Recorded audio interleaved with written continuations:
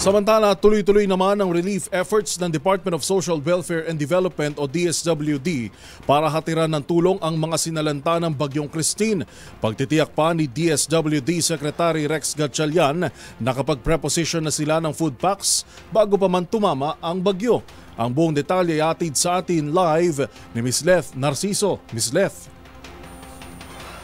Ginarantiyahan ng Department of Social Welfare and Development na walang magiging problema sa supply ng family food packs sa mga lugar na sinalanta ng Bagyong Christine.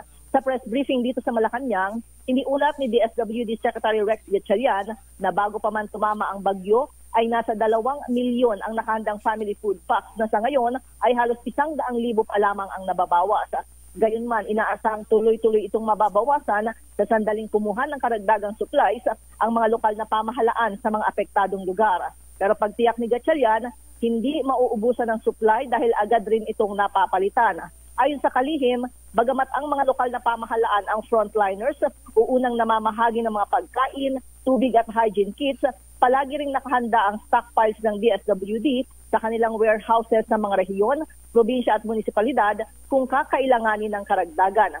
Sabi ni Gatchalian, nakahanda silang suportahan ang pangailangan sa pagkain ng mga apektado ng Bagyong Christine sa Regions 5, 1 at 2. Narito si Secretary Gatchalian.